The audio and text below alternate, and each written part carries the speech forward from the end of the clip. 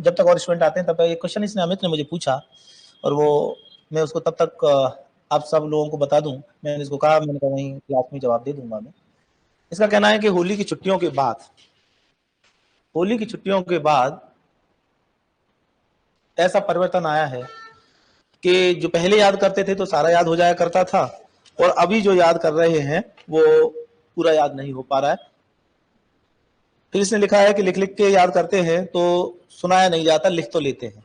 इसका क्या सॉल्यूशन किया जाए? ये समस्या किसी और की भी है या ये सिर्फ इसी अकेले की है? अच्छा, बहुत सारे लोगों की है। तब तक मैं आपको थोड़ा सा बता देता हूं कि बेयर एक्ट को याद कैसे करें, है ना। तो चूंकि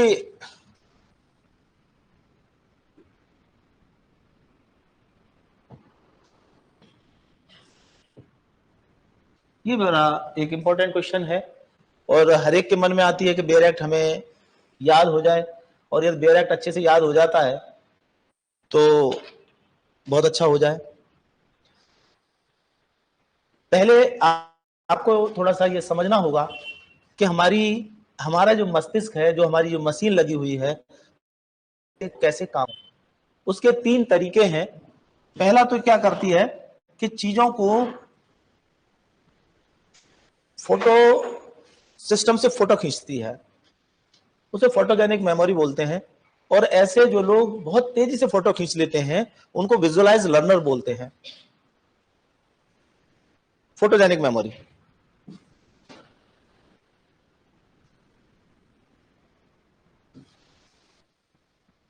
ये विजुअलाइज लर्नर जो होते हैं वो सभी होते हैं, ऐसा नहीं है, कोई कम ज्यादा हो सकता है, क्योंकि इनकी यदि परसेंटेज देखी जाए तो करीब करीब 33% ये होता है।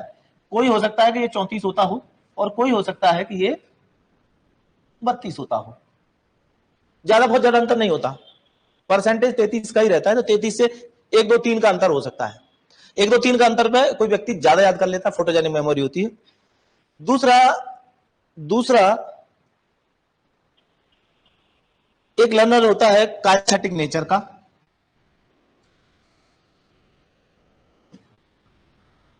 काइनेस्थेटिक का मतलब है कि जो आदमी करके सीखता है, कुछ काम कर लेगा तो करके सीखना।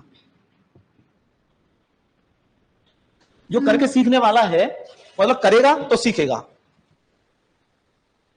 जितने भी मैकेनिक हैं वो पढ़े लिखे नहीं होते, वो ये भी नहीं जानते कि इंजन कैसे काम करता है, वो ये भी नहीं जानते कि कौन सा कंसेप्ट लग रहा है। लेकिन आप देखोगे कि वो पूरी की पूरी मशीन के कल पुर्जों को एक एक को निकाल देंगे और फिर जॉइंट कर देंगे। हजारों की संख्या में पुर्जे होते हैं और आप समझ भी नहीं सकते कितने कितने पुर्जे होते हैं एक इंजन में, और इंजन के एक एक नट बोल्ट को अलग अलग कर देंगे और फिर सेट करके पूरा इंजन जो कहते बना देंगे, लेकिन वो नया इंजन नहीं बना सकते।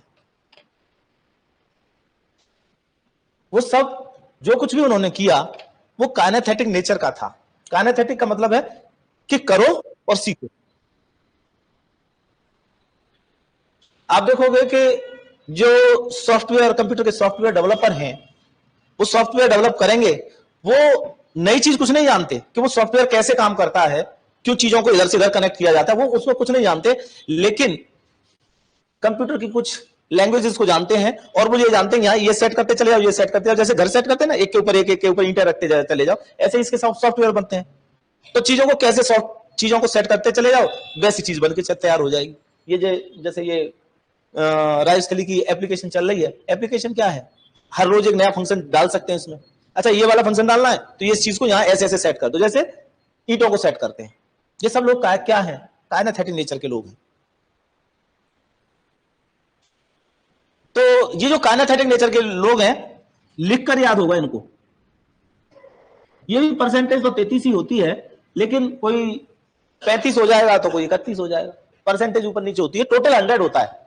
किसी के मस्तिष्क में कोई कमी नहीं छोड़ी है परमात्मा अस्तित्व ने, एग्जिस्टेंस ने कोई कमी नहीं छोड़ी, परफेक्ट है सबका। कोई ये मत मान लेना कि मेरा कम है और उसका ज्यादा है, कोई ज्यादा होशियार है और कम होशियार है। वो अपने मस्तिष्क का उपयोग नहीं जानता। उपयोग जाने तो वो किसी से कम नहीं है। कोई कहे ये तो गॉड गिफ्टेड है, कुछ भी गॉड गिफ्टेड नहीं है। गॉड ने सबको बराबर करके भेजा है, कोई कमी नहीं छोड़ी है। और तीसरे होते हैं ऑडिटरी लर्नर। कौन से? Auditory learner. ऑडिटरी लर्नर का मतलब, ऑडिटरी लर्नर मतलब का क्या मतलब है? सुनकर सीखता है। किससे? सुनने से। सुनने से सीखेगा। अब मुझे ये नहीं पता कि आप किस दिमाग आपका कौन से लर्निंग पोजीशन में है। एक डीएमआईटी टेस्ट होता है, मैंने अपना कराया था, वो आपको बता देते हैं कि आप इस तरह के हैं, लेकिन कराने की जरूरत नहीं है। हर आदमी अपने नेचर को जानता है, तो मशीन से क्यों पूछा जाए? हम खुद ही जानते हैं अपने नेचर को कि हमें कौन सा सही लगता है। लेकिन ये भी परसेंटेज वही 33 होती है। इसका मतलब समझ में आया कि टोटल तो 100 ही होता है, ये थोड़ा बहुत ऊपर नीचे होते हैं किसी को। कभी कभी कहते हैं ना सर मेरे को तो लिखकर याद अच्छा होता है, कोई कहता है मैं तो बोल बोल के पढ़ता हूं, बोल बोल के सुनता हूं। मतलब जो बोल बोल के करता है तो वो यहां से आवाज निकली और यहां जा रही है, मस्तिष्क को सुना रहा है। लोगों को लगता है ना बोल के अच्छा लगता है पढ़ना, दूसरे लगता है क्या बड़बड़ करता रहता है, बोल बोल के करता रहता है, हमें नहीं पढ़ना देता। वो किसी को चुप रह के पढ़ना अच्छा लगता है। तो ये नेचर है। तो एक तो सबसे पहले डायरेक्ट कैसे याद करें, ये क्वेश्चन है। सबसे पहले तो अपने नेचर को पहचानो। क्या है मतलब? अपने नेचर को, अपनी प्रकृति को पहचानो। अपनी प्रकृति को पहचानो, आपकी प्रकृति कैसी है। ठीक है, तो विजुअलाइज लर्नर कितने हैं? अब जैसे विजुअलाइज लर्नर्स की कुछ मैं और बात बताऊं, इन लोगों को पता क्या लगेगा, अच्छा लगेगा? हाईलाइट करना। हाइलाइटर यूज करेंगे, हाइलाइट करेंगे, हाइलाइटर्स का यूज करेंगे। तो इस तरह के जो नेचर के लोग हैं उन्हें कम से कम 2-3 हाइलाइटर रखने चाहिए। 2-3 हाइलाइटर रखने चाहिए। अब आप बेयर एक्ट को कैसे याद करें? तो बेयर एक्ट की जो हेडलाइन है आप तय कर लो कि मुझे इस कलर में हाईलाइट करनी है। एक कलर तय कर लो आपने, कोई भी रंग जो आपने तय कर लिया उसी रंग में सारे हेडलाइंस को ही करें। आप ऐसा ना करें कि जो मन करा वो उठा के लगा दिया, आप कंफ्यूज कर देंगे दिमाग को। हेडलाइन जो भी कलर कर रहे हैं उसका कलर तय कर लें कि केवल हेडलाइन में मेरा यही कलर होगा। ठीक है, फिर हेडलाइंस के अलावा फिर क्या करें? बीच बीच में पूरे को देखोगे, पूरे को किसी अलग अलग शब्दों को, जैसे पूरी लाइन है उसमें एक शब्द को मार्क करिए, सबको मत करिएगा।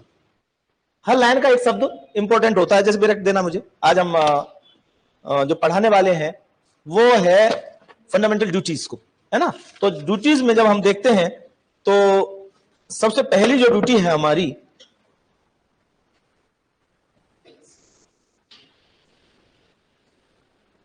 संविधान का पालन करे, उसके आदर्श, संस्थान, राष्ट्रध्वज, राष्ट्रगान का आदर करे। पता है इसमें जो इंपॉर्टेंट चीज है वो क्या है? आदर। क्या है वो? आदर। तो आदर किस किस चीज का करना है?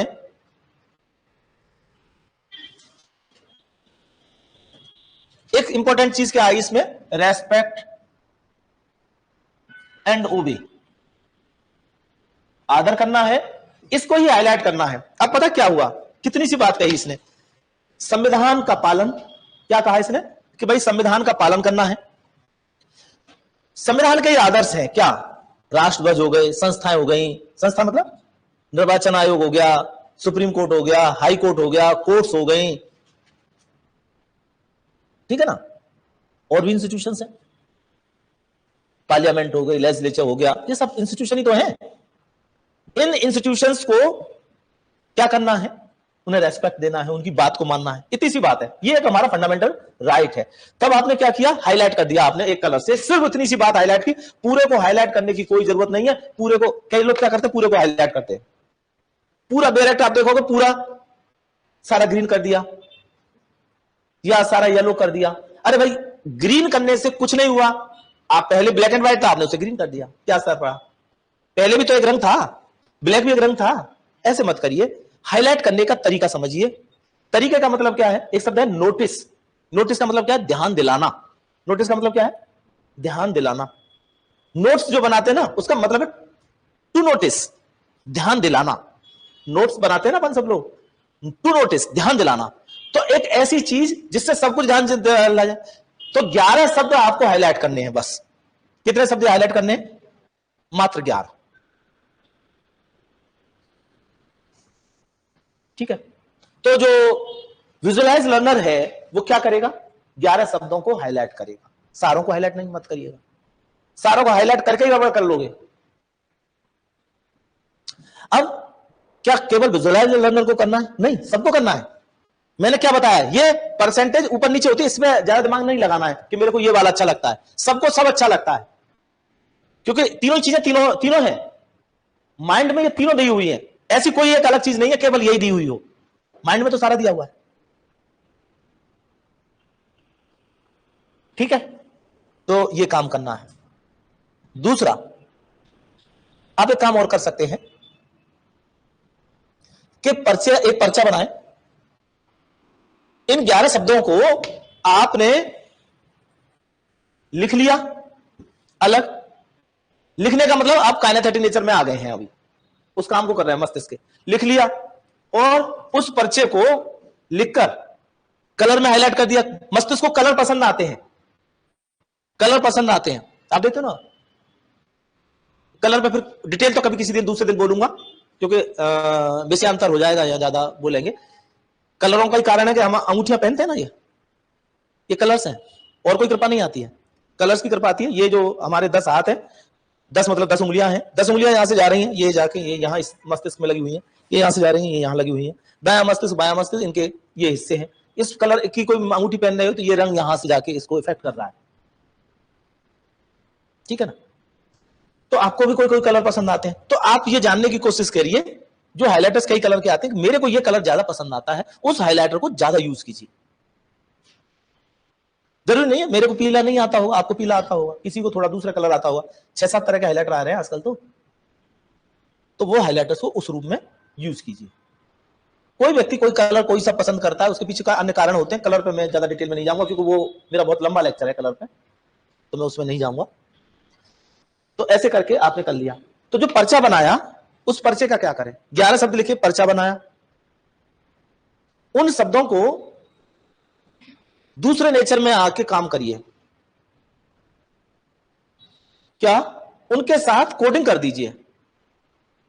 आपको जल्दी याद करना है, मेरे को लगता है यार, मेरे को तो इमीडिएटली अभी याद करने हैं ये सारे, इमीडिएटली अभी याद करने हैं। कोई चीज मतलब बहुत तेजी से याद करनी है, तो उसके लिए क्या करना चाहिए? उसके लिए आप उनकी कोडिंग कर दीजिए साथ सब। एक तो आपने हाईलाइट किया, एक एक शब्द निकाले, और फिर उनको आपने कोड कर दिया।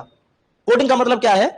देखो, मेमोरी इतना बड़ा अथाह समुद्र है ये, कि जितना इस अस्तित्व में चीजें हैं, जितना पृथ्वी पर चीजें हैं, उन सबको याद कर सकता है, सबको। आपकी पुस्तकें कितनी हैं? करोड़ों पुस्तकें, तो उन पूरी की पूरी याद कर सकता है, इतनी बड़ी मेमोरी। लेकिन समस्या क्या है? इतने बड़े घर में, इतने बड़े कमरे में आप एक बार सुई डाल के आ जाए और फिर दोबारा जाए तो सुई मिलेगी नहीं आपको।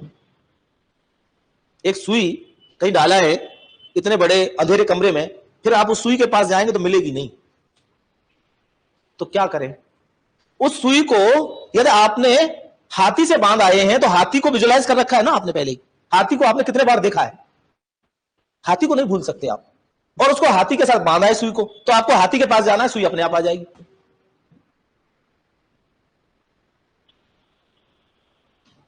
अब हाथी से कैसे बांधे? जैसे सबसे पहले ए मतलब एलिफेंट। एलिफेंट, एलिफेंट मतलब बहुत बड़ी सी चीज है कोई। कॉन्स्टिट्यूशन भी तो सबसे बड़ा है। तो एलिफेंट के साथ आपने कॉन्स्टिट्यूशन को बांध दिया कि संविधान के आदर्श, उसकी संस्थाएं, उसका राष्ट्रध्वज, इनका क्या करना है? सम्मान करना है, मानना है। तो जब आपको याद करना हो तब तो सबसे पहले आप किस पे चले गए, ए पे चले गए। तो पहले ही एक तो आपने पहली कोडिंग कर रखी थी, कलर कर रखा था और बांध भी रखा था, किससे, एलिफेंट से। अब आप एलिफेंट से बांध रखा था, अब आप नहीं भूलेंगे, आप चाहकर भी नहीं भूल पाएंगे आप इसको, कि 51 ए के ए में क्या दे रखा है। तो आपको क्या समझ में आया कि संविधान और उसकी संस्थाएं दे रखी हैं, समझ में आई। क्लास के लास्ट में पूछूंगा तो आपको ये पता होगा कि अच्छा ये दे रखी है। ऐसे कोई और भी बांध सकते हैं, किसी को भी बांध सकते हैं। जैसे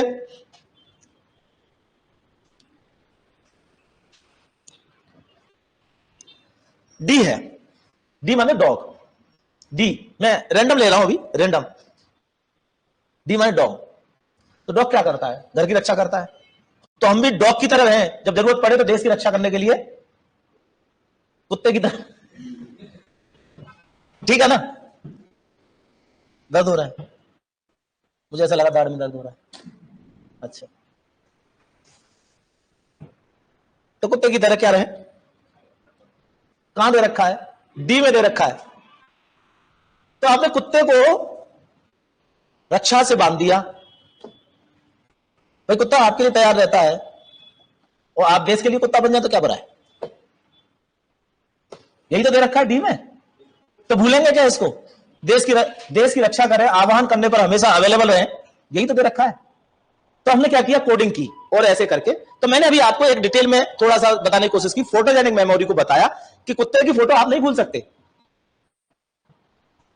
कुत्ते से बांध दिया आपने, डी को कुत्ते से बांध दिया। क्या और भी कर सकते हैं, आप कहें उसी को कर सकते हैं। अब जैसे एच है, एच है, एच, एच माने हाइट, हाइट भी कर सकते हैं, ऊंचाई, कहीं ऊंचाई दिख रही है कि if you want to develop yourself तो you will have to develop your scientific temperament, you will have to develop your, अरे भाई कहीं हाइट पे पहुंचना है ना, पंडे पुजारियों के चक्कर में रहे तो कहीं हाइट पे नहीं पहुंचेंगे। कब पंडे पुजारी कभी नहीं पहुंचा किसी हाइट पे, या तो वो ठग बने होंगे, पंडे पुजारी या तो वो ठग बने होंगे। जैसे ऐसा नहीं हुआ, अंतरराष्ट्रीय ठग भी रहे हैं। आपको ध्यान आ रहा हो, एक चंद्रा स्वामी था, नाम सुना था, चंद्रा स्वामी, अलवर का था रहने वाला, प्रधानमंत्री को ही ठग लिया। इंदिरा गांधी जी भी यूं यूं चलती थी उसके चक्कर में, तांत्रिक बोलते थे उनको। और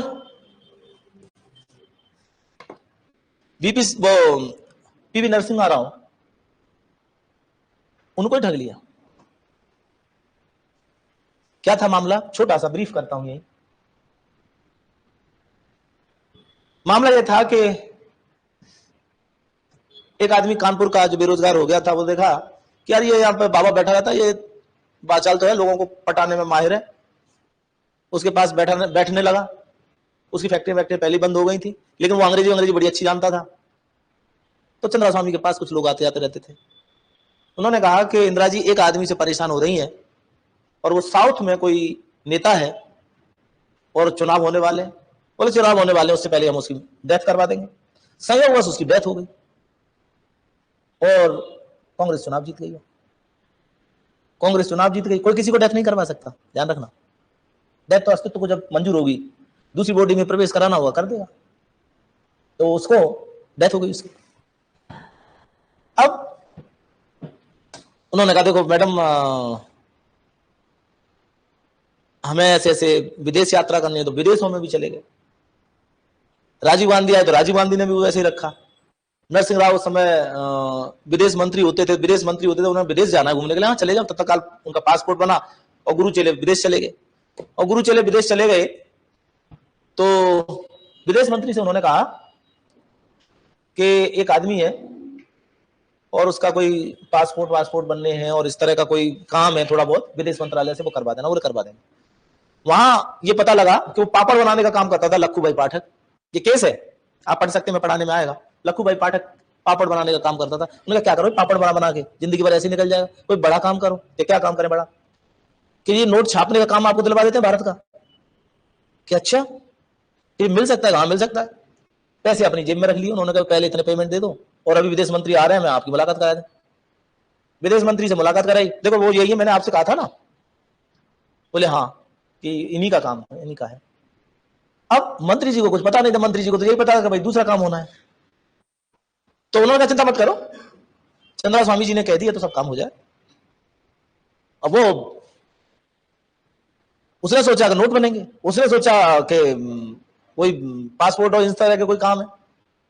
वो दोनों काम चलते रहे, बहुत टाइम हो गया, वो दोनों पैसे वैसे लेके ठगठगा के यहाँ आ गए थे। उनका एक ही काम था, जब भी ऐसा नहीं, ब्रुनोई के सुल्तान को ठग लिया। उन्होंने कहा ब्रुनोई के सुल्तान दुनिया का सबसे पैसे वाला सुल्तान, उसके पास मिलने जाना है। तो चूंकि प्रधानमंत्री जिससे प्रभावित हो, तो तत्काल उन्होंने कहा ब्रुनोई के प्रधान वो से सुल्तान से मिलने जाना है, इन लोगों को मुलाकात कराओ। मुलाकात कराई, तो जिसके साथ होते थे उसके साथ ही फोटो खिंचा लेते थे। तो उनके साथ करते, इनके साथ फोटो फोटो फोटो फोटो, हर आदमी प्रभावित हो जाता था, प्रभावित हो जाता था। अब वो बोला ये तो चले गए, अब मेरा तो कोई नहीं, मेरे पैसे भी चले गए। तो लखू आदमी के हाथ नहीं जोड़ रहे होते, आदमी के हाथ तो, आदमी में भगवान बैठा है, उसके हाथ नहीं जोड़ रहे, पत्थर के हाथ जोड़ रहा है। यही नहीं, मुख्यमंत्री, प्रधानमंत्री, एमएलए, एमपी, सारे सारे, और वो तो हाथ जोड़ते वक्त जानते हैं कि मैं तो वैसे ही दे रहा, दिखाने के लिए जोड़ रहा हूं, लेकिन जनता सोच रही है देखो प्रधानमंत्री कितना भक्त है, तो वो खुद भी भक्ति करने लग जाती है पूरी जनता। खैर वो बात अलग है। लेकिन कॉन्स्टिट्यूशन क्या कहता है, साइंटिफिक टेम्परामेंट, कॉन्स्टिट्यूशन क्या कहता है, तुम कहीं ऊंचाई पे जाना चाहते हो तो क्या चाहिए, साइंटिफिक।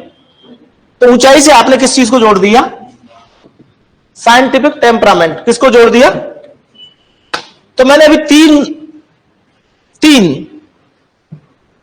मात्र तीन को लिया। ए में आदर्श से संविधान और उसके आदर्श संस्थाएं, फिर हमने डी को जोड़ा, देश की रक्षा। डॉग को अपने दिमाग में रखो, क्योंकि डॉग को बोलोगे तो लोगों को वहां लिख के नहीं आ सकते, डॉग दिमाग में रहना चाहिए। और एक हाइट, साइंटिफिक टेम्परामेंट, वैज्ञानिक दृष्टिकोण। तो तीनों फंडामेंटल ड्यूटी याद हुई कि नहीं हुई, 11 की 11 ऐसे ही याद हो जाती है, कुछ भी नहीं है, बहुत सिंपल है ना, सिंपल।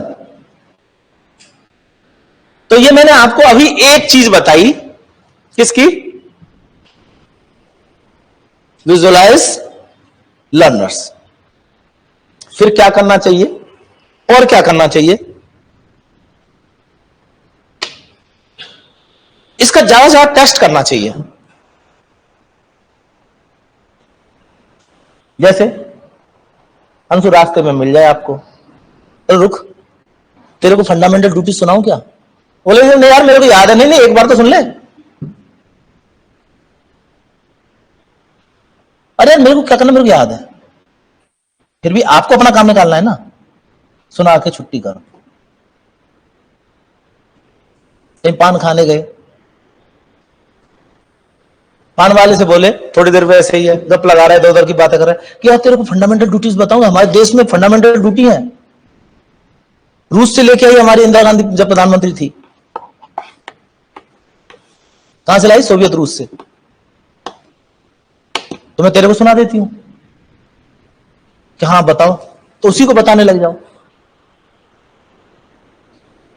लेकिन हाथी को, कुत्ते को, ऊंचाई को दिमाग में ही रखना। उन्होंने कहा ये हाथी क्या बोल रही है, उसने तो जो मिले, किसी का फोन आ जाए, फोन आपके पास जो आता है वो पता किस लिए आता है, और बता वैकेंसी कब आ रही है यार, तो यार वैकेंसी तो आएगी, जब आएगी तो एक बार फंडामेंटल ड्यूटीज तेरी रिवाइज करा देती हूं। जो मिले उसके पीछे ऐसे ही पड़ जाओ। पहले पूछे तू याद कर, तेरे को आती है, अब उसे निश्चित रूप से ही नहीं आती होंगी, आप सुना दो उसको, तो रिवाइज करना है। ठीक है, एक तरीका पूरा हुआ। इसमें और भी बहुत गहराई है, मैं बहुत ज्यादा डिटेल में इसमें ज्यादा नहीं जाना चाहता, बहुत और गहराई भी है। कुछ लिख रहे हैं क्या, मेरे को भी प्रॉब्लम है खुशी, तो आपकी प्रॉब्लम की वजह से ही तो बता रहे हैं। अब दूसरे पे आ जाए काइनेस्थेटिक पे आ जाए हम, काइनेस्थेटिक पे आ जाए। करके करके वाले में जैसे मैंने अभी आपको थोड़ी देर पहले बताया, आपने कागज लिया, चूंकि हमें यहां से उठाकर यहां तक रखनी है, उसके बाद भूल जाना है। क्या करना है उस कागज का? दो तरीके हैं। एक तो जहां आपका कोई रूम है जहां आप पढ़ते हैं, और उसका रूम का कोई सहज दृश्य स्थान है, कॉन्स्पिशियस पार्ट है, उस पर आप चिपका दें। कहां हो सकता है वो? टॉयलेट तो बार बार जाते हो, टॉयलेट के गेट पर चिपका दो। क्या टॉयलेट जा रहे हैं, थोड़ी देर बाद जाऊंगी, पहले एक बार आधा ही मिनट तो लगेगा, तो ये कर लें। या लेकिन एक काम है कि टॉयलेट के गेट पे एक चीज चिपकाई आपने, किचन में जाते हैं बार बार चाय के लिए, पानी के लिए, वहां चिपका दे, मटके पे चिपका दे, लेकिन चिपका नहीं रखने है। कितना जल्दी आप उसे फाड़ सकते हैं, फाड़ के फेंकना है। अपने जेब में रख लिया है तो 2-3 दिन में फट जाना चाहिए, इतनी बार रिवाइज करना है, फाड़ के फेंकना है। फिर एक बार आपने लिखा, देख के लिख लिया, बार बार लिखना है, रफ पे फटाफट, बहुत तेजी से, फास्ट फास्ट फास्ट फास्ट लिख दिया, खत्म, फास्ट, जब मन किया जब लिख दिया। तो जो काइनेस्थेटिक नेचर वालों को ऐसे करना चाहिए। आप करते हो ना, लिख लिख के देखते हो, ऐसे नहीं लिख लिख के, आप तो बार बार लिखते हो, उसमें देख देख के बार बार लिखते हो। काम वो भी करता है लेकिन इतना ज्यादा नहीं करता। एक बार समझ में आ गई तो फिर क्या करना है, बिना देखे लिखना है। सारे को एज इट इज नहीं लिखना है, सारे को एज इट इज नहीं लिखना है। लिखा, शॉर्ट फॉर्म को लिखना है, जितने ज्यादा रफ भर सकते हो भरो, लेकिन ध्यान रखना सुंदर लिखना। कैसा लिखना? सुंदर लिखना। एक शब्द भी कहीं लिखते हो ना, सुंदर लिखो, आदत बन जाएगी सुंदर लिखने की। क्यों?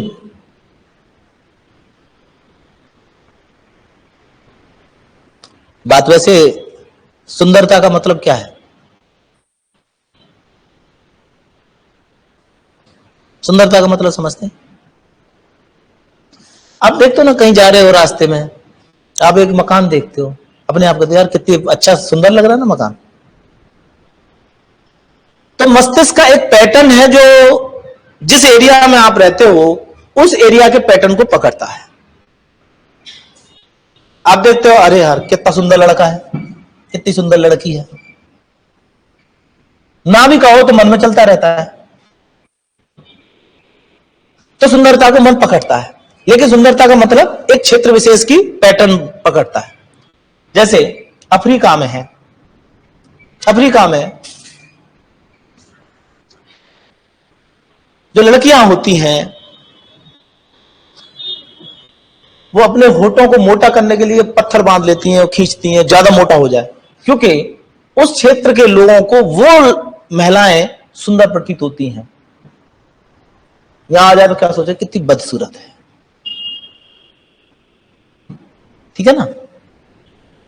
दूसरा, माइंड का एक अलग पैटर्न है। कोई आपको सुंदर लग सकता है, कोई वही दूसरे को बदसूरत लग सकता है, ठीक है ना। कोई हैंडराइटिंग आपको सुंदर लग सकती है, दूसरे अरे यार कोई ज्यादा अंतर नहीं है। तो फिर भी जो आपके मस्तिष्क को अच्छी लगती हो वो वाली हैंडराइटिंग को सुंदर लिखना है। कैसे लिखोगे? जैसे मैं आपको बताऊं कि मेरा एक भाई है, मेरी बुआ जी का बेटा है, मैं और वो साथ साथ पढ़े।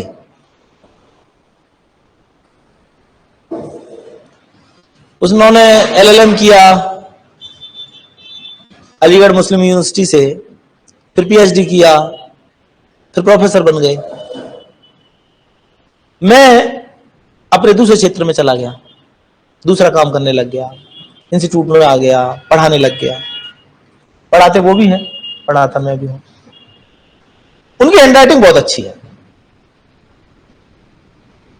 मेरी बुआ के बेटे हैं, लेकिन मेरा वो दोस्त भी है, मेरा दोस्त है। मुझे हैंडराइटिंग बहुत पसंद है। यार तेरी बहुत सुंदर है हैंडराइटिंग। पता है क्या किया मैंने? कहा ऐसी हैंडराइटिंग में लिखना चाहता हूं, सुंदर लिखूंगा। अब तो खैर ये बोर्डों पे लिखते लिखते थोड़ा सा खराब हो रखी है। बाकी मेरे जो किताबें हैं या मेरी डायरिया है, मैं बहुत सुंदर लिखता हूं। तो मैंने उसके एक पन्ना उसके लिखा हुआ लिया और मैं उसके अनुसार बनाना शुरू किया। मेरी हैंडराइटिंग कॉपी करते करते करते करते उस जैसी हो गई। अभी भी उस जैसी तो 100% नहीं है, उस जैसी होने लगी। तो जिसकी भी अच्छी लगती है ना, आप उसकी कॉपी कर लो, बार बार उसे एक पन्ना रख लो लिखा हुआ, उसी को लिखते चले जाओ, तो आपकी हैंडराइटिंग सुंदर हो जाएगी। खैर, तो ये काइनेस्थेटिक नेचर वाले करें, बार बार करें, बार बार करें। कभी फुर्सत मिले, सर नहीं आए हैं, 9 बजने में अभी 10 मिनट है, फटाफट फटाफट यही लिख दिया, फिर मिटा के चले गए। लेकिन ध्यान रखिएगा, दीवालों पर नहीं लिखना है, कुर्सी पर नहीं लिखना है। बापू नगर ब्रांच में पता नहीं इधर की साइड में एक दिन पीछे चला गया, देखा यार ये क्या लिख रहा है, सारी सारी प्री प्रिंटिंग इसी पे कर दी। कहीं कहीं ईलू भी लिखा हुआ था। किसको लिख रहे थे मुझे नहीं पता। मतलब मन में भाव तो होता, कह नहीं पाते, तो सोचा दीवाल को तो बता दो। तो उस भाव को बार बार निकालना है, ठीक है ना, करके देखना। फिर ऑडिटरी लर्नर, ऑडिटरी लर्नर्स को क्या करना चाहिए? ऑडिटरी लर्नर्स को बोल बोल के पढ़ना चाहिए, उनके पास सेपरेट रूम हो। मैं आप लोगों से कहता हूं, बहुत सारे लोगों से, आप अकेले यहां रह रहे हो तो शेयर में मत रहिए, शेयरिंग वाले रूम में मत रहिए। आप तैयारी कर रहे हैं, इतना पैसा लगा रहे हैं, तो शेयरिंग वाले रूम में मत रहिए, चाहे छोटा ले लीजिए। शेयर में है, शेयर में मत रहिए, या फिर थोड़ा पैसा ज्यादा दे दीजिए। और आरजेएस की कीमत इतनी बड़ी है कि एक साल में यदि आप 3,000 रुपया महीना ज्यादा बचाते हैं तो 36,000 बचाए, 5,000 बचाते हैं तो 60,000 बचाए। 60,000 बचा के क्या करोगे? बहुत बड़ा है, बहुत ऊंचा शिखर है। इतने ऊंचे शिखर को पाना है तो वो बचत मत करिए। कारण क्या है कि आपका जो ऑडिटरी लर्नर वाला जो पार्ट है वो रह जाता है। एक बार क्या हुआ मेरे साथ में, मैं इंटरव्यू दे रहा था और इंटरव्यू के लिए मैं दिल्ली चला गया, और दिल्ली चला गया, दिल्ली में मैं पहले भी रह रहा था, फिर दोबारा से इंटरव्यू के टाइम पे दिल्ली चला गया। पैसे थे नहीं, मैंने एक वो रूम लिया, तो वहां पहले भी रह रहे थे, लाइब्रेरी में बैठे पढ़ते थे, ऐसे पैसे की बहुत अभाव था, तो रूम लिया। तो लोगों ने क्या कर रखा था, जैसे ये है तो पार्टीशन लगा रखे, पार्टीशन तख्ते के पार्टीशन, अंदर जाओ, आपको बैठने लायक बस लेट जाओ, बेंच थोड़ी सी चौड़ी, फिर थोड़ा सा मेज की जगह, और उस पर बैठ जाओ, लेट जाओ, पढ़ लो, बैठ जाओ, कपड़े चेंज कर लो, इतनी ज्यादा जगह नहीं होती। मैंने भी ले रखा था। अब मेरी आदत, क्योंकि मैं ये कंसेप्ट को पहले से ही जानता था, मैंने पढ़ा था, मैंने इसकी ट्रेनिंग ली थी, ये सब चीजों की मैंने ट्रेनिंग ली हुई है, वैसे नहीं बता रहा आपको। और फिर उस ट्रेनिंग का उपयोग मैंने अपने ऊपर भी किया हुआ है, और साथियों के ऊपर भी किया, फिर बहुत सारे विद्यार्थियों के ऊपर भी किया हुआ है। फिर मैंने बोल बोल के पढ़ना शुरू किया, दूसरी तरफ धप धप धप, बंद कर यार, ये क्या बोल बोल के कर रहा है, बंद कर। फिर मेरे को 10 दिन हो गए, मैं बहुत परेशान, यार ये मैं यहां तक तो मैं कर रहा हूं, ये एक पार्ट बच रहा है मेरा। मैंने तत्काल चेंज किया, महंगा पड़ा, मैंने कोई महंगा पड़ा, कितना महंगा पड़े, लेकिन मेरे को ये वाला लेना है। फिर सेपरेट रूम लिया, अच्छी जगह ली। तो ये ऑडिटरी लर्नर्स को ये करना चाहिए। दूसरी एक बहुत बढ़िया व्यवस्था है कि आप बेरेक्ट की जिन बेरेक्ट्स को याद करना चाहते हो उसको अपने मोबाइल में रिकॉर्ड कर लो, रिकॉर्ड कर लो। आप कोई भी काम कर रहे हो, जनरल काम कर रहे हो, मोबाइल चालू छोड़ दो, मोबाइल के साथ में ब्लूटूथ वाला छोटा स्पीकर ले आओ। ये मैं सब वो काम बता रहा हूं जो मैंने भी किए थे, जो मैं इंटरव्यू तक भी पहुंचा। मेरी ही कुछ कमियों की वजह से मैं सेलेक्ट नहीं हुआ, कोई दूसरा कारण नहीं है। जैसे आए थे हरभजन होटल लगे का पास, मेरे साथ भी हुआ। मन तो सबका एक जैसा ही होता है, सभी का। तो एक ब्लूटूथ छोटी सी ले आओ, उसमें गाने मत चलाओ, आप अपना बेरख चला दो, आप अपना कोई काम करते रहिए काम। पता है मस्तिष्क इतनी बड़ी मशीन है को बीच बीच में से भी वो कैप्चर कर रहा है। दूसरा आप एक काम और कर सकते हैं, जब आप सोने वाले हैं तो आप अपने मोबाइल में रिकॉर्डेड को चलाते जाइए। कुछ टाइम एक ऐसा आता है नींद का, गहरी नींद में चले जाओगे तो मस्तिष्क उस रूप में चीजों को स्वीकार नहीं करेगा, क्योंकि फिर तो दूसरी जगह ले जाएगा। लेकिन उससे थोड़ा पहले एक ऐसा स्थान आता है, एक ऐसा समय आता है, एक ऐसा क्षण आता है जिसमें वो चीजों को इतनी अच्छी से, इतनी गहराई से रख देता है, आप सोचोगे यार ये कैसी याद है। आप सोने वाले चला के छोड़ दो। ये कौन से किन लोगों को करना है? ऑडिटरी लर्नर्स को बोल के पढ़ना है, मोबाइल में रिकॉर्ड करना है। अब इन तीनों के साथ में मस्तिष्क की एक और चीज है, रिवाइज। इन तीनों स्थितियों में रिवाइज जरूरी। रिवाइज का मतलब क्या मानता है कि यदि आप रिवीजन कर रहे हैं तो वो ये मानता है कि शायद ये इंपॉर्टेंट चीज है, मुझे रखनी है, ये इंपॉर्टेंट चीज है, मुझे रखनी है। एक बार करोगे वो सोचेगा काम की नहीं है। आप अपने घर से आए हैं, पता है कंटिन्यू वीडियो बना रहे थे आप, मस्तिष्क आपका वीडियो बना रहा था, 2 कैमरे लगे हुए हैं। क्या वीडियो बना रहा था? सड़क का वीडियो बना रहा था, डिवाइडर का वीडियो बना रहा था, पेड़ों का वीडियो बना रहा था, सबका वीडियो बना रहा था। अब वीडियो बनाते वक्त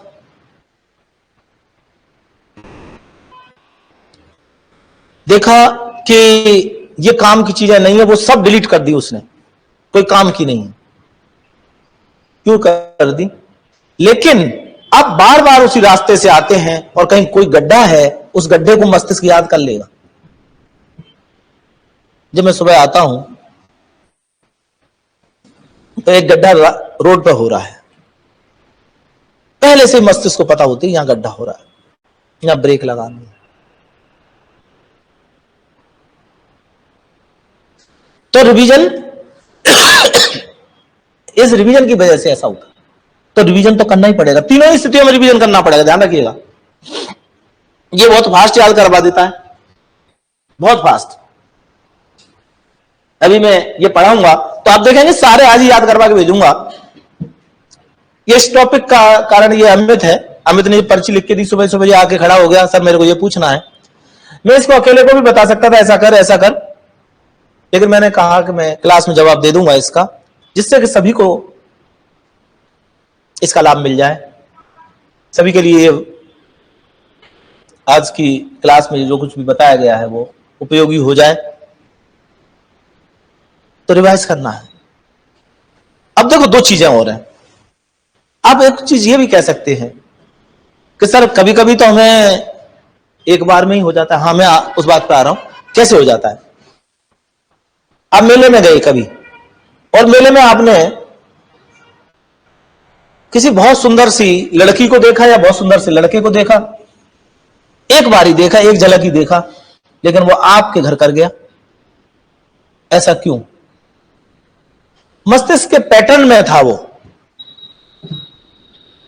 पैटर्न में क्यों होती है? कारण है क्या है? क्या कारण है इन चीजों का? दरअसल हम और आप जो सब लोग हैं ना, हम और आप जो सब लोग हैं, एक स्त्री और एक पुरुष का मिक्सचर है। हम तीसरे बन गए हैं। मतलब आधा हिस्सा पिताजी का है, आधा हिस्सा माताजी का है। हर लड़का अपनी मां से मिलती जुलती चेहरों को ज्यादा पसंद करेगा, हर लड़की अपने पिता से मिलते जुलते चेहरों को ज्यादा पसंद करेगी। कारण मस्तिष्क के पैटर्न की वजह से, उसका और कोई कारण नहीं है। ध्यान रखना, ये कोई प्रेम प्रेम नहीं है, एक बार देखते ही प्रेम हो गया, कुछ नहीं है। पैटर्न है मस्तिष्क का, मशीन है ये इस तरह के। अब चूंकि ना तो प्योर वो महिला कभी मिलेगी, क्योंकि बिल्कुल मां जैसी ही मिल जाए तो भी आप पसंद नहीं करेंगे। क्यों? क्योंकि मां और पिता का मिक्सचर एक नया मिक्सचर बनकर तैयार हो गया है ना, वो कभी मिलता नहीं है। कुछ कुछ चीजें मिल जाती हैं, इसीलिए बहुत ज्यादा लंबे समय तक पुरुष अपनी पत्नियों से, पत्नी अपने पति से ऊब जाती हैं, क्योंकि स्ट्रक्चर ही थर्ड है और सेम स्ट्रक्चर मिल नहीं सकता। उस स्ट्रक्चर को पूरी जिंदगी ढूंढता रहता है पुरुष, पूरी जिंदगी ढूंढती रहती है महिला। इस जन्म में नहीं, अगले जन्म में मिलेगी, नहीं मिलेगी, क्योंकि फिर स्ट्रक्चर कुछ अलग होगा। ठीक है ना? तो ये पैटर्न है दिमाग का। तब इस कारण से, तो इसके लिए क्या है, आप एक तो ये पैटर्न की वजह है, दूसरा गहराई। तो पैटर्न की वजह है तो पैटर्न को थोड़ा समझने की कोशिश करिएगा। मस्तिष्क का एक पैटर्न सेम बना हुआ कलर के साथ, आप उन कलर्स को, अब जैसे यहां तो सब लोग व्हाइट कलर की शर्ट में बैठे हैं, लेकिन ऐसा थोड़ी सबको व्हाइट कलर पसंद आता है। पहनते पहनते पसंद आने लगे बात अलग है, लेकिन एक कलर फिक्स है। वो क्या है? वो भी पैटर्न है, माइंड का एक पैटर्न है। उसको समझो और उपयोग करो। तो पैटर्न को समझ के कलर यूज करो। दूसरा, हाई लेवल ऑफ कंसंट्रेशन, मतलब एचडी मोड पर डाल दिया आपने। एचडी मोड का मतलब क्या है? पिक्सल्स को एक जगह बहुत ज्यादा कंप्रेस कर दिया उसने, कंसंट्रेटेड फॉर्म में कर दिए पिक्सल्स। आप देखते हो ना, एचडी या 4K वाली जो वीडियो होती है वो भारी होती हैं, वजन ज्यादा होता है उनमें। वजन का मतलब वैसे वजन नहीं, तोलने वाला नहीं, भारी होती है, फाइल बहुत भारी है। क्या है उसमें? पिक्सल्स एक जगह इकट्ठे ज्यादा, उधर बहुत ही कंसंट्रेटेड फॉर्म में है। तो जब आप पढ़ाई कर रहे हैं, जब डायरेक्ट को याद कर रहे हैं, रटने की कोशिश कर रहे हैं, तो हाई लेवल के मोड पे चले जाइए, एचडी या 4K में बनाइए, गौर से देखिए क्या क्या लिखा हुआ है, क्या क्या लिखा हुआ है। धीमे पढ़िए, फास्ट पढ़ने की जरूरत नहीं, धीमे पढ़िए। एक बार सेट हो गया, फास्ट रिवाइज करिए, फास्ट रिवाइज करिए, एक बार हो गया, और फिर लोगों को सुनाइए, बार बार सुनाइए। समझ में आ गया सबके? ये डायरेक्ट को कैसे याद करें, इस पे एक लेक्चर था। मुझे पता नहीं आपको कैसा लगा, मैंने जो मेरा अपना अनुभव था उसको मैंने आप लोगों के साथ शेयर करने